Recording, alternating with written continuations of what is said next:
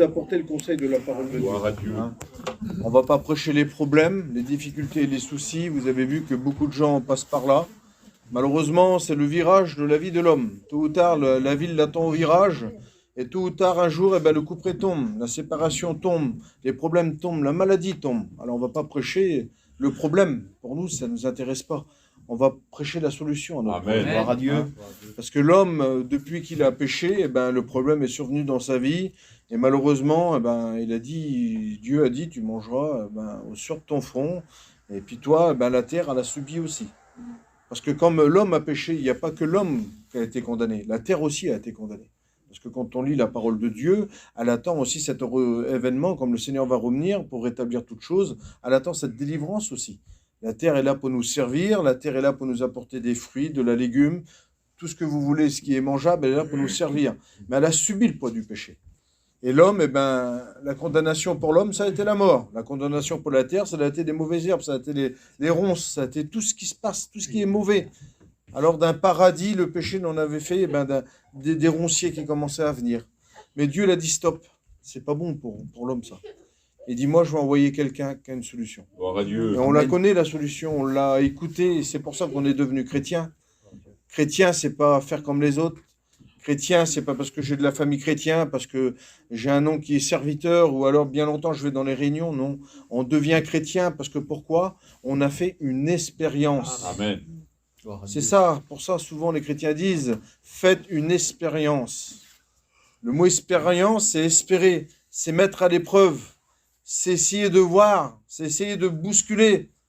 Seigneur, tu es vivant, fais-moi voir, change ma vie, change, je sais pas moi, ma tristesse en joie, et nous dit ta parole, change mon deuil en joie et allégresse, change ma maladie, Seigneur, en santé. Il y a plein de choses qu'on pourrait demander à Dieu. Parce que l'homme, il sait très bien demander. Mais comme il s'agit qu'on rentre à la réunion, pour certains, il y a des chrétiens, et il y en a qui ont écouté quelquefois la parole de Dieu. Et puis bon, quand on est à la réunion, on avait des bons sentiments, notre cœur était ouvert parce qu'on a écouté des bonnes choses, parce que quand on écoute la parole de Dieu, c'est que des bonnes choses qu'on écoute. Jésus ne veut pas de mal, Jésus n'est pas méchant.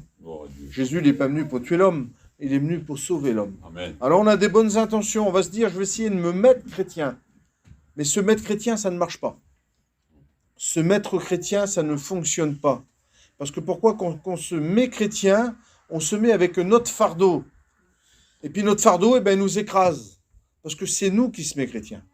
Mais lorsqu'on va à la réunion et que la parole de Dieu nous pénètre dans les cœurs et qu'on décide de crier à Jésus, là c'est différent.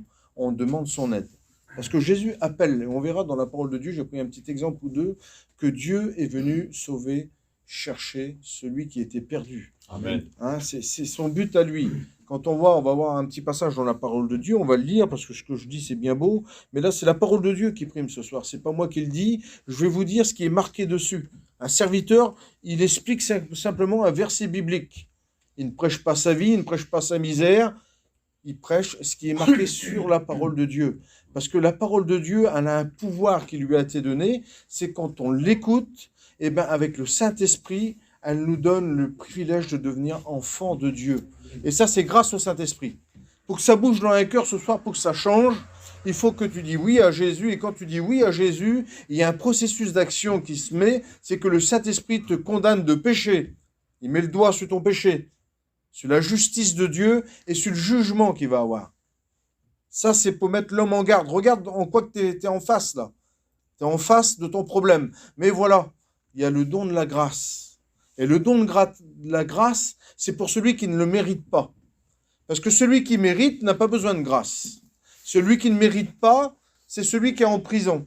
C'est celui qui est malade. C'est celui qui est affligé.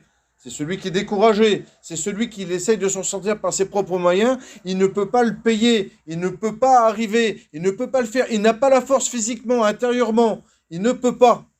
Alors la grâce, elle est là pour sortir un homme comme ça. Vous voyez ? Une femme comme ça. C'est la grâce. S'il faudrait qu'on réénumère nos problèmes de chacun, là, on n'aurait pas fini. Je vous dis de la part du Seigneur, il y en a qui feraient pleurer des gens. Il y en a qui feraient... on se morfondrait par la tristesse. Mais on n'est pas là pour parler de nos problèmes et nos soucis, on est là pour parler de la grâce ce soir. Alléluia. Ouais. Et c'est pour ça que cette réunion est faite. Cette réunion est faite pour un but, chercher, sauver celui qui était perdu. La parole de Dieu, le Proverbe 16 au verset 4, il nous dit « L'Éternel a tout fait pour un but ». Tu es là pour un but ce soir. Et dis-toi bien, je peux me permettre de dire ça, c'est que dans la parole de Dieu, avec l'appui de la parole de Dieu, si tu es là, c'est parce que Dieu t'a attiré ici. Amen. Que tu veux ou tu veux pas, la parole à nous, quand on la regarde et celui qui la lit et puis qui l'étudie, il verra que la chair, elle n'aime pas Dieu. La chair n'aime pas la communion de Dieu. La chair n'aime pas le terrain de Dieu. La chair, elle aime plutôt le monde, vous voyez, elle aime le dehors, la chair. Elle n'aime pas la présence de Dieu. Mais l'esprit qui est en nous, c'est différent. En nous, on a un esprit. On a été créé corps, âme et esprit. Et ça, la chair, elle restera sur la terre, malheureusement. Il n'y a pas de solution pour la chair. La chair, poussière, elle sera poussière. Mais ce que Dieu a mis à l'intérieur de nous, ça s'appelle le souffle de vie. On est devenu une âme vivante. Dès que Dieu a pris avec quelque chose de rien, parce qu'un homme, c'est rien du tout. Excusez-moi, hein, je ne voudrais pas être maladroit, il ne faut pas que je le suis non plus, hein, je ne veux pas aller trop loin dans mes propos, mais l'homme et la femme, quand on dit l'homme, comme la Bible parle de l'homme, elle parle de la femme aussi. Hein. Il a été créé avec de rien, avec de la terre.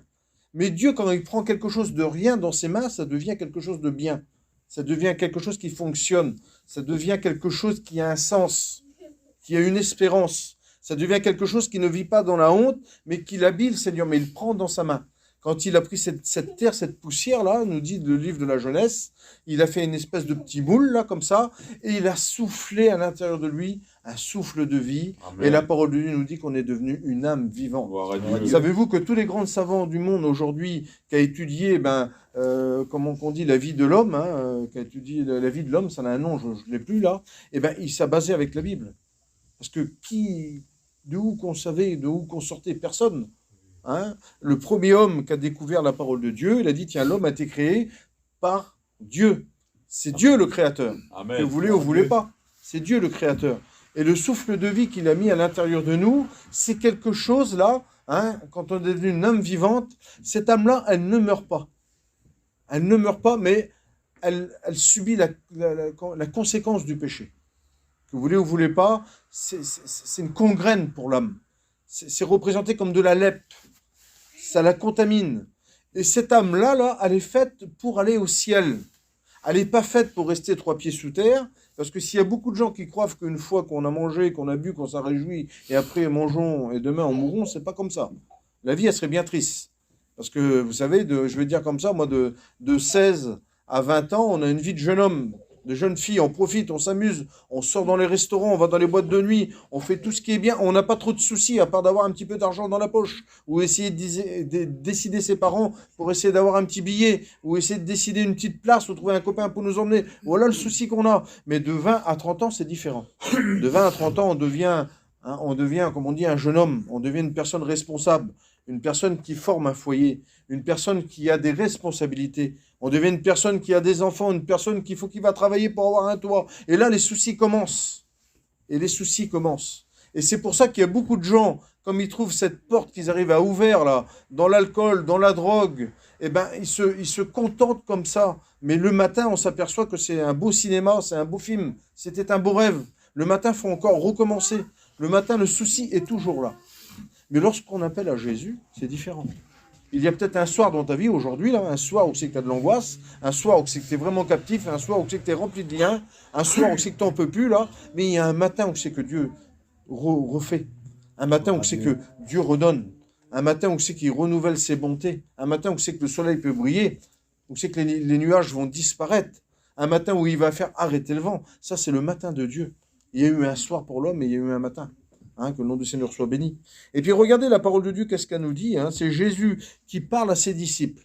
Hein, c'est la parole de Dieu, c'est le maître qui parle. C'est pas Paul, c'est pas Jean, c'est pas Jacques. C'est Jésus qui parle à ses disciples et voilà l'ordre qu'il donne. Chapitre 10 de Matthieu au verset 7. Regardez, c'est tout simple. Allez, prêchez et dites, le royaume des cieux est proche.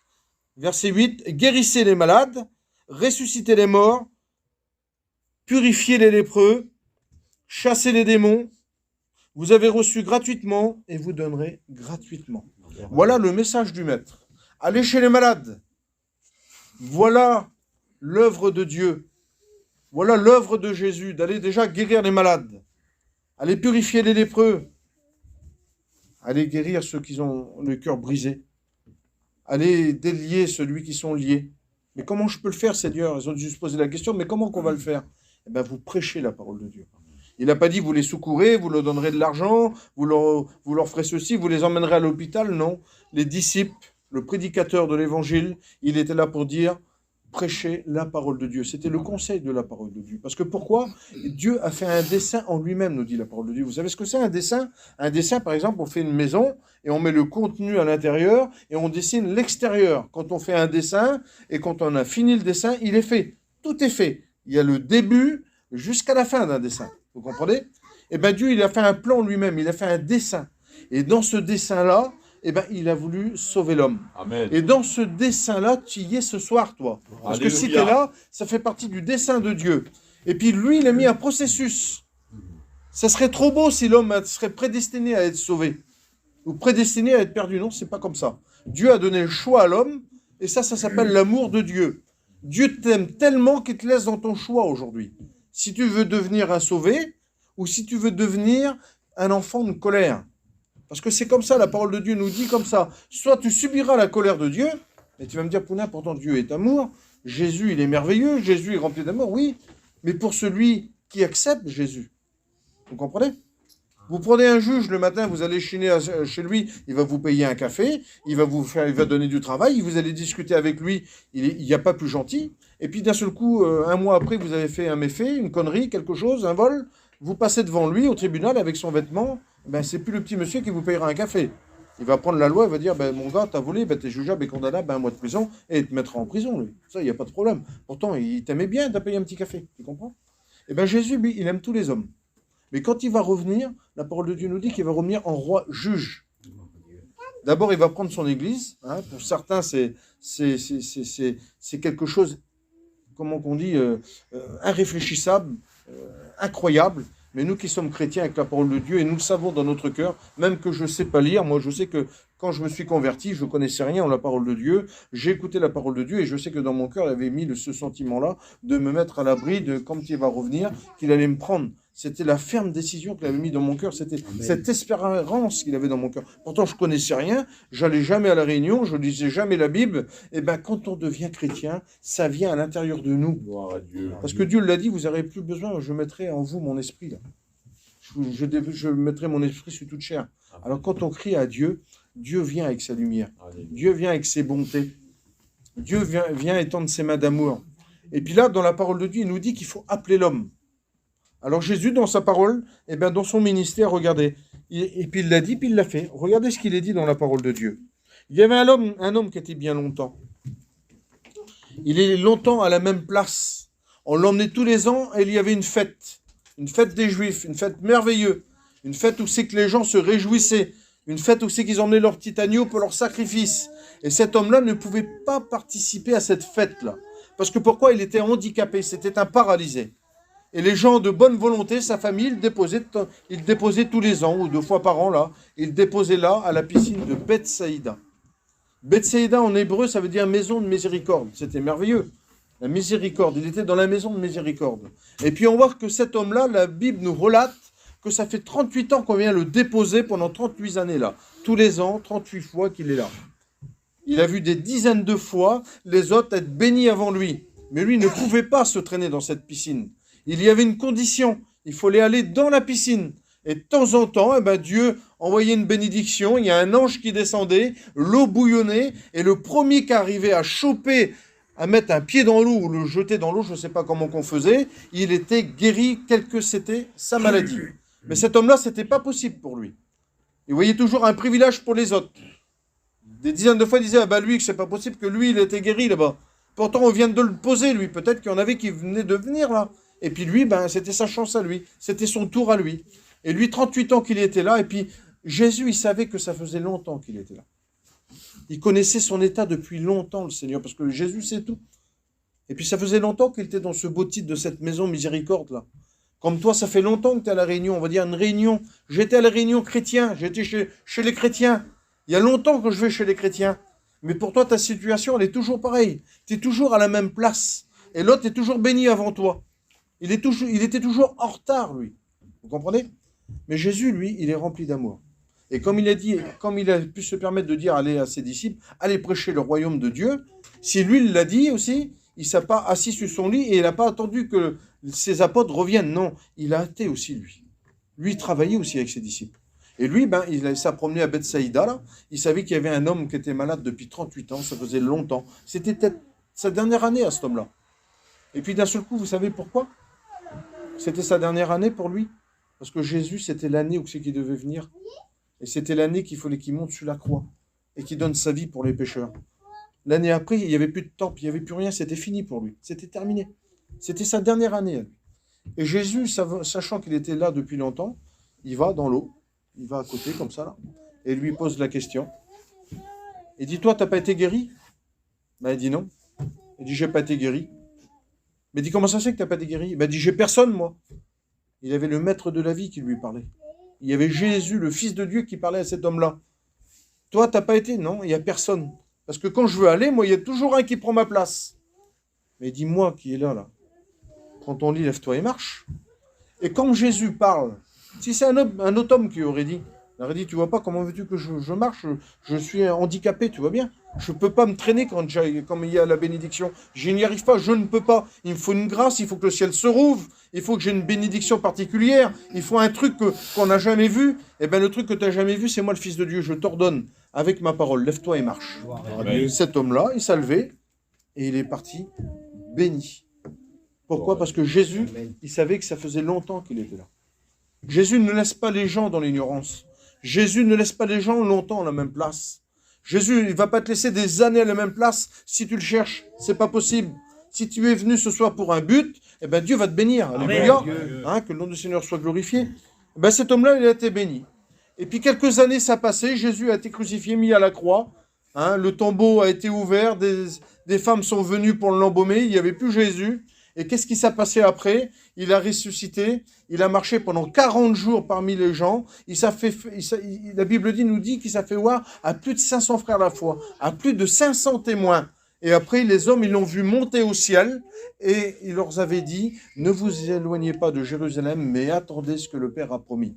Ils étaient dans la chambre haute, ils étaient 120, pourtant il y en avait plus de 500 qui étaient là, qui les avaient vus, mais il y avait que 120 fidèles qui étaient là. Et le tout à coup de Dieu, acte 2, le Saint-Esprit est tombé dans cette salle-là, dans la chambre haute. Ils sont mis à parler en langue, à quel point qu'il y avait des millions de personnes les entendaient. Et ils disaient, ces gens-là, ils sont fous, ils sont ivres. Et il y a des gens qui disent, c'est pas possible. L'autre, regarde, c'est pas un Anglais, il parle en anglais. L'autre, c'est pas un Manouche, il parle en Manouche là-bas. L'autre, c'est pas un Rome, il parle en Rome. C'est pas possible. Il se passe quelque chose et ce bruit, qu'est-ce qui s'est passé? Et d'un seul coup, l'apôtre Pierre a pris la parole, a pris le message de Dieu. Il a dit, aujourd'hui, ce que vous voyez, l'écriture est accomplie. Amen. Et ils ont commencé à prêcher la parole de Dieu. Et on voit quelques petits chapitres ça passer. Il y avait un homme merveilleux. Moi, j'appelle ça un homme merveilleux, un homme exemplaire, un homme riche, un homme qui a une grande maison, un homme qui a une grande famille, considéré de tous, honoré et respecté. C'est Corneille. Acte 10. Alléluia. Corneille est là, il est chez lui. Et vous savez ce qu'a nous dit la parole de Dieu, que c'était un homme pieux. Un homme pieux, c'est quelqu'un qui craint Dieu. La parole de Dieu nous dit que c'est un homme qui donnait de l'argent au peuple. Il aimait le Seigneur. Et puis un homme pieux dans la parole de Dieu, on l'appelait un craignant Dieu. Mais ce n'était pas un juif, c'était un païen. Ce n'était pas un chrétien, c'était un païen. Il était chef de 100 hommes dans la garde italienne. C'était pas n'importe qui, le monsieur. Et puis d'un seul coup là, lui, on l'appelle le craignant Dieu. Il respectait la loi sur le bout des doigts. C'était quelqu'un d'intéressant. Et puis d'un seul coup, il est dans sa maison, il est là, peut-être à l'heure de prière, je ne sais pas, il prie, je ne sais pas qu'est-ce qui se passe. La Bible ne nous en dit pas plus, mais on peut s'imaginer que vu que c'était un homme qui était pieux, c'est un homme qui priait, c'est un homme qui adorait Dieu, c'est un homme qui louait Dieu, c'est peut-être un moment de prière qu'il était là. Et tout d'un coup, il y a une lumière qui est venue du ciel dans sa maison. Et puis d'un coup, il y a une voix qui s'est fait entendre. Et il y a un ange qui est descendu. Et lui dit, Corneille, il dit, tes prières et tes aumônes ont monté à Dieu, et il s'en est souvenu. Les prières de Corneille et les aumônes de Corneille étaient montées jusqu'à Dieu, imaginez-vous. Mais ça ne faisait pas de lui un sauvé. C'est une chose terrible quand on regarde la parole de Dieu et qu'on lit la parole de Dieu. C'est un homme merveilleux, c'est un homme qui aime Dieu, c'est un homme où c'est que le ciel se rouvre, où c'est qu'il a un message d'un ange, mais ce n'est pas un homme sauvé. Non, parce qu'il y a la grâce. Et pour être sauvé dans la grâce, il faut qu'on appelle. Lui, c'est bien, c'est un craignant de Dieu, il a pris une position. Mais il n'est pas sauvé, cet homme-là. Et puis d'un seul coup, il reçoit le message du ciel. Vous savez ce qu'il lui dit, l'ange? Tes prières, c'est bien. Tes aumônes, c'est bien. Mais il dit, va chercher Pierre, là-bas, qui est à Jopé. Mais pourquoi je vais chercher Pierre? Va chercher Pierre, c'est l'apôtre, c'est un serviteur de Dieu. Il va prêcher ma parole. C'était une chose terrible, Seigneur. Moi, je ne sais pas, je suis là, je suis dans ma caravane, je suis assis dans mon lit, je prie le Seigneur. D'un coup, il y a une lumière qui est là, un ange me parle. C'est quand même quelque chose d'important. C'est quelque chose d'inimaginable. Si je ne suis pas sauvé, ce n'est pas la peine. Et l'ange me dit, tes prières, Dieu les connaît, tes offrandes, il s'en est souvenu. Et d'un seul coup, il me dit, tiens, va chercher Tony, va chercher Marcel là-bas. Et pourquoi faire? Va les chercher. Parce qu'il faut qu'il prêche ma parole de Dieu. Et d'un seul coup, qu'est-ce qu'il fait, cet homme-là? Il envoie des serviteurs, ils vont chercher Pierre. Et Pierre, lui, Dieu lui parle. Parce que Dieu prépare son serviteur. Comme ce soir, il a préparé le message, j'aurais pu prendre des dizaines de messages, et j'ai pris celui-là. Et puis d'un seul coup, Dieu prépare Pierre, là-bas, il est assis, il est tranquille, et d'un seul coup, Dieu lui fait voir une grande nappe, là, avec des animaux impurs. Puis Pierre se réveille, il est en extase, il ne comprend pas, et d'un seul coup, on frappe à sa porte, et dit, Pierre, il y a des hommes qui sont là, ils viennent de Corneille, ils viennent te chercher. Corneille le païen, là-bas, il dit, moi, je veux pas aller chez un païen, je n'ai pas le droit d'aller. Un juif n'a pas le droit d'aller dans la maison d'un païen, c'est interdit. Et puis d'un seul coup, le message que Dieu avait donné à Pierre, il dit, ce que je te dirai que c'est pur, toi tu ne le déclareras pas impur. Et Pierre a compris, parce que c'est un serviteur de Dieu. Il a compris le message de Dieu. Qu'est-ce qu'il fait, Pierre? Eh bien, il prend ses petites affaires, puis il suit les petits soldats, là. Et puis d'un seul coup, ils arrivent dans la maison de Corneille, là. Tout le monde, ça fait comme ça. Ça fait exactement comme ce soir, comme ça. Il y a toute la famille à Corneille qui est là, il y a tous ses copains, il y a tous les voisins qui sont proches. Parce que lui, Corneille, quand il a reçu le message, eh bien, il crie au secours, venez voir, le ciel s'est rouvert, un ange m'a parlé, il m'a dit d'aller chercher Pierre, le grand apôtre, et venez vite, vite, on va écouter la parole, il va se passer un truc, il va se passer quelque chose. D'un seul coup, Pierre, il vient là, il est là devant tout le monde, là, et puis voilà le message de Pierre. Il dit, je reconnais que Dieu ne fait pas de favoritisme. Parce que quand il a dit, je suis venu chercher, sauver celui qui était perdu, il dit, je suis venu appeler, pas les justes, mais les pécheurs. Il dit, celui qui est bien portant n'a pas besoin de médecin. C'est celui qui est malade. Alors moi, je suis venu pour les malades, pour les pécheurs, pour les brigands, pour les meurtriers, pour tout ce que vous pouvez donner, pour les dépravés de la vie. Moi, je suis venu les chercher. Et puis d'un coup, Pierre, il est là, il dit, je reconnais que Dieu ne fait pas de favoritisme. Et puis il leur prêche la grâce de Dieu. Et vous savez ce qui se passe? Corneille se convertit avec toute sa famille, toute sa petite maison qui était là. Mais il a fallu appeler l'homme. Parce que pourquoi, quand on prêche la parole de Dieu, eh ben, le Saint-Esprit met des sentiments dans les cœurs. Et te fait comprendre ce soir que sans Dieu, tu ne peux pas aller au ciel. Sans Jésus, tu ne peux pas aller au ciel. Tu peux aimer Dieu et pas faire attention à ta vie. Tu crois peut-être que tu vas plaider ta cause devant Dieu, de dire, oui Seigneur, moi je m'appelle là. Toi, j'ai rien fait. Moi, de temps en temps, je donne un petit peu de sous. De temps en temps, je te prie Seigneur. De temps en temps, je vais à la réunion. Mais c'est pas comme ça, la vie chrétienne. La vie chrétienne, c'est vivre avec le Seigneur Jésus. C'est d'avoir une communion. Il faut être né de nouveau. Et quand on est né de nouveau, Dieu nous donne la chance d'aimer Dieu. Alléluia. Mais en marchant en nouveauté de vie. On ne peut pas aimer Dieu et marcher dans l'ancienne vie, c'est pas possible. De marcher n'importe comment. On n'aime pas Dieu, on ne sert pas Dieu comme ça. Il faut être né de nouveau pour servir Dieu. Et quand on est de nouveau, eh ben là, on prend l'amour de Dieu à cœur. Parce que dans notre cœur à nous, quand on est né de nouveau, il se passe quelque chose de terrible, mes frères et sœurs. Mes amis qu'on est là. Le Saint-Esprit déverse l'amour de Dieu dans notre cœur. Et cet amour nous dit là qu'on est enfant de Dieu. Et là, on craint Dieu. On suit Dieu avec les petits moyens qu'on a. Des fois, on fait des fautes, on demande pardon. Vous avez un petit enfant, il vous aime, hein, c'est votre fils. Mais de temps en temps, il va tomber, il va se blesser. De temps en temps, il va vous faire une connerie. Il va venir vers vous, pardonne-moi mon père. Et voilà ce qu'il va te dire. Et puis toi, tu vas le prendre dans tes bras, tu vas l'embrasser. Parce que c'est ton fils. Et c'est pas le fils des autres.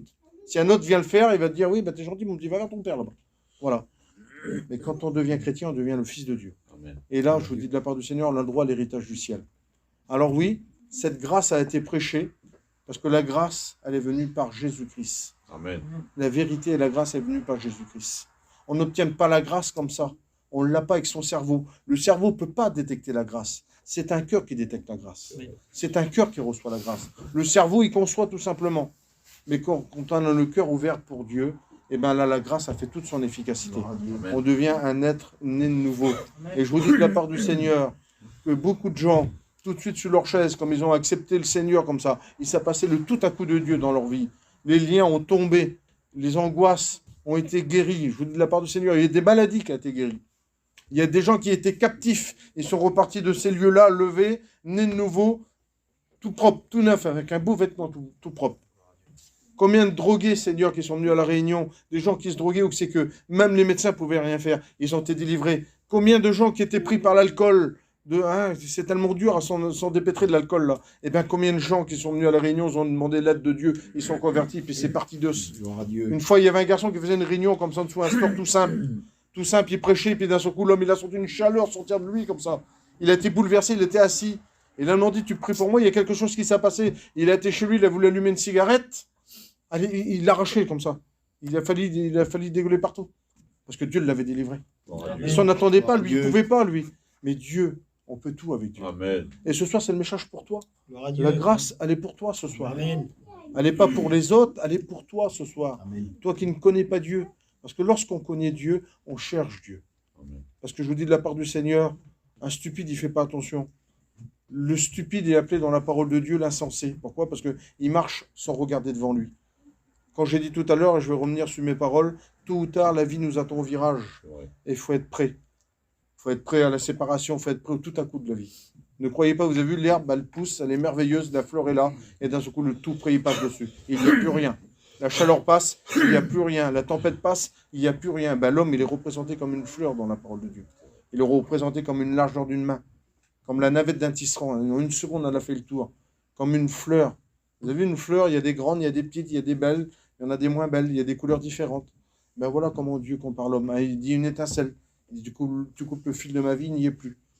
Alors, pourquoi prendre et attendre toujours, comme il l'a dit le garçon tout à l'heure? C'est pas difficile de devenir chrétien, je vous dis de la part du Seigneur. Dire chrétien, c'est de dire oui à Jésus. Amen. Parce que lui, il veut faire une alliance avec toi. Lui, il dit, Paul, il n'y a que le oui en Jésus. Mais toi, il faut que tu mets ton oui. Comme tu vas pas te marier, ben, si elle ne veut pas mettre l'alliance dans sa main, tu la gardes dans ta main. Tu seras là, t'attends. Mais si elle dit oui, je le veux, ben, tu mets. Eh bien, lui, c'est tout de suite. Seigneur, c'est tout simple. Hein. Je ne crois pas que j'ai été compliqué ce soir. Et tout ça, ben, tu peux demander. Parce Alléluia. que tu sais pourquoi? Dans la parole de Dieu, cette prophétie avait été donnée. Hein. Je crois que c'est dans Habakkuk au chapitre 2. Il dit, mon juste, il vivra par la foi. Amen. On vit par la foi. On obtient le prix de notre salut par la foi. On obtiendra le salut de notre âme par la foi. On sera guéri par la foi. Nos liens tomberont par la foi. Tout ça, pourquoi? Parce que la foi vient de ce qu'on entend. Et ce qu'on entend, c'est la parole de Dieu. Amen. On ne va pas plus loin, on prie le Seigneur ensemble. Alléluia. Alléluia. Je voudrais que